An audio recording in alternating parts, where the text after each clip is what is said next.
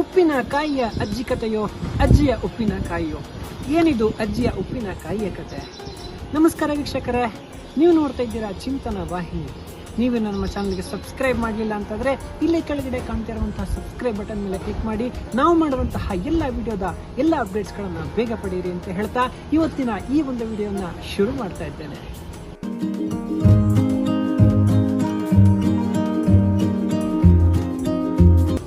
ಒಮ್ಮೆ ಒಂದು ಹಳ್ಳಿಗೆ ಓರ್ವ ಭೇಟಿಯನ್ನ ಕೊಡ್ತಾನಂತೆ. ಆತ ಆ ಹಳ್ಳಿಯ ಸುತ್ತ ನೋಡುವಾಗ ಅಲ್ಲಿ 3-4 ಉಪ್ಪಿನಕಾಯಿಯ ಫ್ಯಾಕ್ಟರಿಗಳನ್ನ ಆತ ನೋಡ್ತಾನಂತೆ. 4-5 ಉಪ್ಪಿನಕಾಯಿಯ ಫ್ಯಾಕ್ಟರಿ ಒಂದು ಹಳ್ಳಿಯಲ್ಲಿ ನೋಡಿ ಆತನಿಗೆ ಆಶ್ಚರ್ಯವಾಗುತ್ತಂತೆ.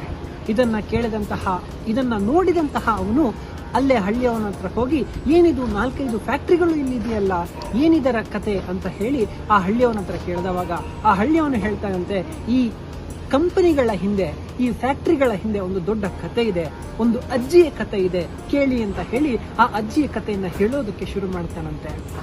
ಆ ಹಳ್ಳಿಯಲ್ಲಿ ಒಬ್ಳು ಅಜ್ಜಿ ಇದ್ಲಂತೆ. ಪ್ರತಿದಿನ ಹೊಸ ಹೊಸ ರೀತಿಯಾದಂತಹ ಉಪ್ಪಿನಕಾಯಿಗಳನ್ನ ಮಾಡಿ ಬಡಿಸುವಂತದ್ದೇ ಆ ಅಜ್ಜಿಯ ಕಾಯಕವಾಗಿರುತ್ತಂತೆ. ಹೀಗೆ ಒಂದು ದಿನ ಆ ಅಜ್ಜಿಯ ಮನೆಗೆ ಒಬ್ಬ ವ್ಯಾಪಾರಸ್ಥ ಭೇಟಿ ನೀಡುತ್ತಾನಂತೆ. ಆ ವ್ಯಾಪಾರಸ್ಥ ಅಜ್ಜಿಯ ಮನೆಯಲ್ಲಿ ಊಟ ಮಾಡಿ ಅಜ್ಜಿ ಮಾಡಿದ ಕೈ ರುಚಿಯ ಆ ಉಪ್ಪಿನಕಾಯಿಯ ಸವಿಯನ್ನ ಸವಿತಾನಂತೆ. ಇದನ್ನ ಸವಿದಂತಹ ಆ ವ್ಯಾಪಾರಿ ಅಜ್ಜಿಯ ಬಳಿ ಹೋಗಿ ಕೇಳ್ತಾನಂತೆ, ಅಜ್ಜಿ, ನೀವು ಮಾಡಿದ ಉಪ್ಪಿನಕಾಯಿ ತುಂಬಾ ರುಚಿಯಾಗಿತ್ತು, ಹೇಗೆ ಈ ಉಪ್ಪಿನಕಾಯಿಯನ್ನ ಮಾಡುವುದು, ನನಗೊಂದು ಸ್ವಲ್ಪ ಬರೆದು ಕೊಡ್ತೀರಾ ಅಂತ ಕೇಳ್ತಾನಂತೆ. ಅದಕ್ಕೆ ಅಜ್ಜಿ ಹೇಳ್ತಾಳಂತೆ, ನೋಡು ಮಗ, ನನಗೆ ಬರೆಯುವುದಕ್ಕೆ ಬರೋದಿಲ್ಲ, ಓದೋದಕ್ಕೂ ಬರೆಯೋದಕ್ಕೂ ಬರೋದಿಲ್ಲ.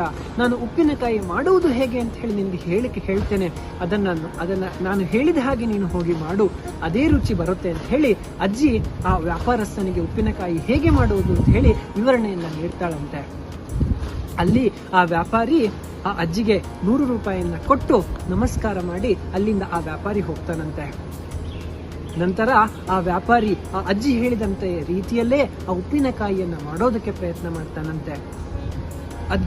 ಅಜ್ಜಿ ಮಾಡಿದ ಉಪ್ಪಿನಕಾಯಿ ಒಂದು ರುಚಿಯಾದರೆ ಆ ವ್ಯಾಪಾರಸ್ಥ ಮಾಡಿದಂತಹ ಉಪ್ಪಿನಕಾಯಿ ಇನ್ನೊಂದು ರುಚಿಯಾಗುತ್ತಂತೆ. ಆ ಉಪ್ಪಿನಕಾಯಿ ಆ ನಗರದಲ್ಲೆಲ್ಲ ಎಲ್ಲರಿಗೂ ಬಹಳ ಇಷ್ಟವಾಗೋಕ್ಕೆ ಶುರುವಾಯಿತಂತೆ.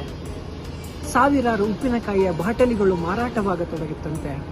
ಆ ವ್ಯಾಪಾರಿ ಅಜ್ಜಿ ಉಪ್ಪಿನಕಾಯಿ ಅಂತ ಹೇಳಿ ಒಂದು ಫ್ಯಾಕ್ಟರಿಯನ್ನ ಓಪನ್ ಮಾಡ್ತಾನಂತೆ.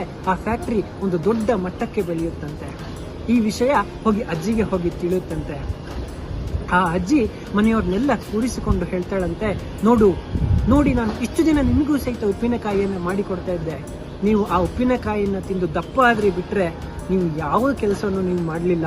ನೋಡಿ, ಆ ವ್ಯಾಪಾರಿ ಒಂದು ದಿನ ನನ್ನ ಉಪ್ಪಿನಕಾಯಿಯ ರುಚಿಯನ್ನ ನೋಡಿ ಇವತ್ತು ಅವನು ಫ್ಯಾಕ್ಟರಿಯನ್ನ ಓಪನ್ ಮಾಡಿದ್ದಾನೆ ಅಂತ ಹೇಳಿ ಅಜ್ಜಿ ಹೇಳ್ತಾಳಂತೆ. ಅಜ್ಜಿಯ ಮಾತನ್ನ ಕೇಳಿದಂತಹ ಒಬ್ಬ ಮೊಮ್ಮಗ ದೂರದಿಂದ ಬಂದಂತಹ ಅದ್ಯಾವುದೋ ವ್ಯಾಪಾರಿಗೆ ಒಂದು ಫ್ಯಾಕ್ಟರಿಯನ್ನು ಕಟ್ಟೋದಕ್ಕೆ ಆಗತ್ತೆ ಅಂತ ಆದ್ರೆ ನಮ್ಮ ಬಳಿ ಇರುವಂತಹ ಅಜ್ಜಿಯ ಸಹಾಯವನ್ನ ಪಡೆದು ನಾವ್ಯಾಕೆ ಒಂದು ಫ್ಯಾಕ್ಟರಿಯನ್ನ ಮಾಡಬಾರ್ದು ಅಂತ ಹೇಳಿ ಯೋಚನೆಯನ್ನ ಮಾಡಿ ಅಜ್ಜಿಯ ಸಹಾಯವನ್ನ ಪಡಿತಾನಂತೆ. ಆ ವ್ಯಾಪಾರಿ ನೀಡಿದಂತಹ ಅದೇ 100 ರೂಪಾಯಿಯನ್ನ ಆ ಅಜ್ಜಿಯನ್ನ ಸಾಲವಾಗಿ ಪಡೆದುಕೊಂಡು ಒಂದು ಉಪ್ಪಿನಕಾಯಿಯನ್ನ ತಯಾರು ಮಾಡುವಂತಹ ಕೆಲಸಕ್ಕೆ ಆ ಮೊಮ್ಮಗ ಕೈ ಹಾಕ್ತಾನಂತೆ. ಅಜ್ಜಿ ತನ್ನ ಕೈ ರುಚಿಯಿಂದ ಉಪ್ಪಿನಕಾಯಿಯನ್ನ ಮಾಡಿಕೊಡೋಕೆ ಶುರು ಮಾಡ್ತಾಳಂತೆ. ಆ ಮೊಮ್ಮಗನ ಪ್ರಯತ್ನ ತುಂಬಾ ಸಫಲಗೊಳ್ಳುತ್ತಂತೆ. ಅದೇ ಮೊಮ್ಮಗ ಇನ್ನೂ ಹೆಚ್ಚು ಉಪ್ಪಿನಕಾಯಿಯ ವ್ಯಾಪಾರವನ್ನು ಮಾಡಲು ತೊಡಗುತ್ತಾನಂತೆ. ಅವನ ವ್ಯಾಪಾರ ಇನ್ನೂ ಬೆಳೆದು ಅವನು ಒಂದು ಫ್ಯಾಕ್ಟರಿಯನ್ನು ಓಪನ್ ಮಾಡ್ತಾನಂತೆ. ಆ ಫ್ಯಾಕ್ಟರಿಯ ಹೆಸರು ಒರಿಜಿನಲ್ ಅಜ್ಜೀಸ್ ಅಂತ ಹೇಳಿ. ಒಬ್ಬ ಮೊಮ್ಮಗ ಫ್ಯಾಕ್ಟರಿಯನ್ನು ಓಪನ್ ಮಾಡಿರೋದನ್ನ ನೋಡ್ಕೊಂಡು ಇನ್ನೊಬ್ಬ ಮೊಮ್ಮಗ ಯೋಚನೆ ಮಾಡ್ತಾನಂತೆ, ಇವನು ಒಂದು ಫ್ಯಾಕ್ಟರಿಯನ್ನು ಮಾಡಿದ್ದಾನೆ, ನಾನು ಯಾಕೆ ಮಾಡಬಾರ್ದು ಅಂತ ಹೇಳಿ ಇನ್ನೊಬ್ಬ ಮೊಮ್ಮಗನು ಸಹಿತ ಅಜ್ಜಿಯ ಸಹಾಯವನ್ನು ಪಡೆದು ಅದೇ ರೀತಿ ಉಪ್ಪಿನಕಾಯಿಗಳನ್ನ ಮಾಡೋದಕ್ಕೆ ಶುರು ಮಾಡಿ ಅವನು ಇನ್ನೊಂದು ಫ್ಯಾಕ್ಟರಿಯನ್ನು ಓಪನ್ ಮಾಡ್ತಾನಂತೆ. ಅದಕ್ಕೆ ರಿಯಲ್ ಅಜ್ಜೀಸ್ ಅಂತ ಹೇಳಿ ಆ ಫ್ಯಾಕ್ಟರಿಗೆ ಹೆಸರನ್ನ ಇಡ್ತಾನಂತೆ.